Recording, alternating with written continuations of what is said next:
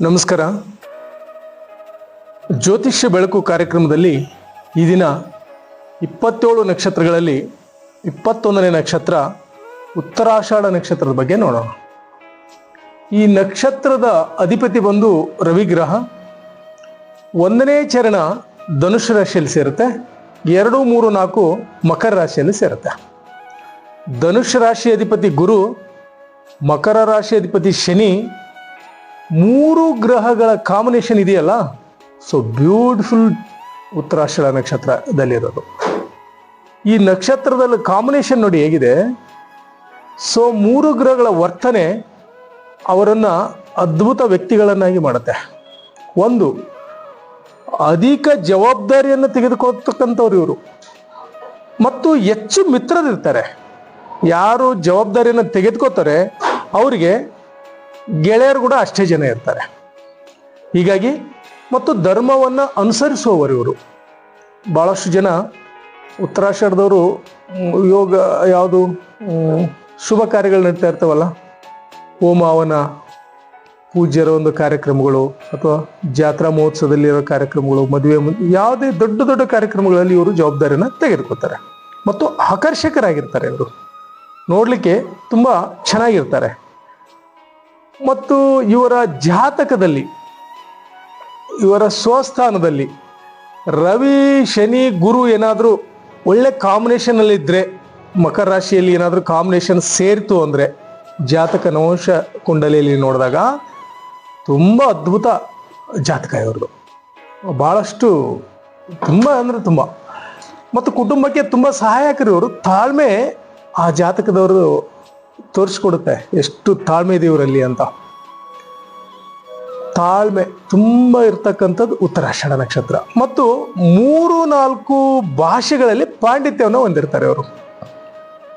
ಹೇಳ್ತಿರ್ತಾರೆ ನೋಡಿ ಸುತ್ತಮುತ್ತ, ಏನು 3-4 ಭಾಷೆ ಮಾತಾಡ್ತಾನೆ ನಮ್ಮ ಹುಡುಗ ಅಂತಿರ್ತಾರೆ. ಅಂದರೆ ಚಿಕ್ಕ ವಯಸ್ಸಿನಲ್ಲಿನೇ ಆತನಿಗೆ ಆ ಪಾಂಡಿತ್ಯ 3 ಗ್ರಹಗಳು ಕೊಟ್ಟಿರ್ತವೆ.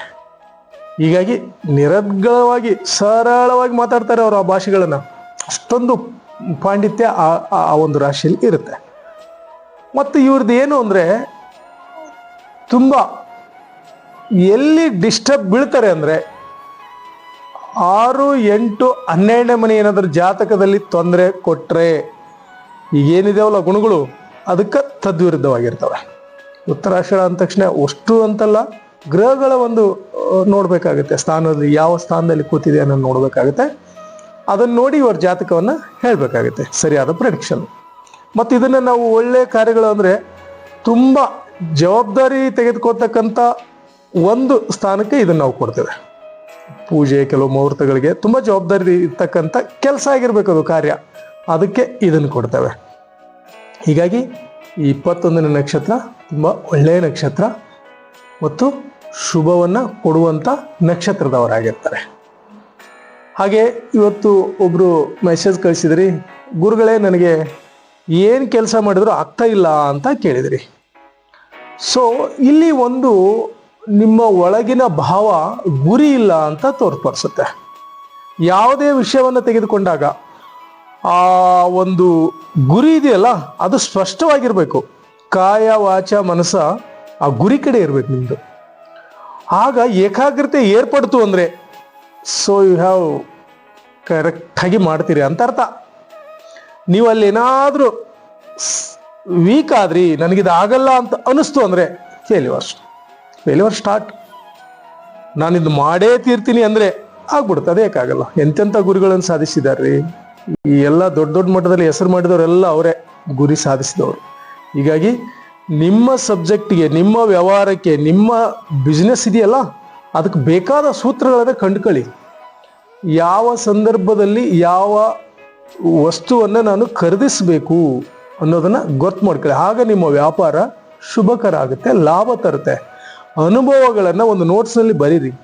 ಆ ಅನುಭವ ನಿಮಗೆ ಸ್ಟೆಪ್ ಆಗುತ್ತೆ, ನೆಕ್ಸ್ಟ್ ಸ್ಟೆಪ್. ಸೊ ಮಿಸ್ಟೇಕ್ ಆಗಲ್ಲ ಅಲ್ಲಿ. ಯಾವಾಗ ಮಿಸ್ಟೇಕ್ ಆಗುತ್ತೆ ಅಂದರೆ, ನೀವು ಅದರ ಬಗ್ಗೆ ಗಮನ ಕೊಡದೇ ಇದ್ದಾಗ.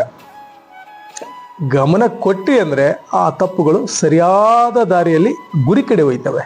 ಹೀಗಾಗಿ ಒಳ್ಳೆಯ ಗುರಿಯನ್ನು ಇಟ್ಕೊಳ್ಳಿ ಮತ್ತು ನಿಮ್ಮ ಜಾತಕವನ್ನು ನನಗೆ ಕಳಿಸ್ಕೊಡಿ. ಅದನ್ನು ನೋಡಿಕೊಂಡು ನಾನು ನಿಮಗೆ ಹೇಗಿದೆ ಅಂತ ಹೇಳ್ತೀನಿ. ಓಕೆ. ವಂದನೆಗಳು.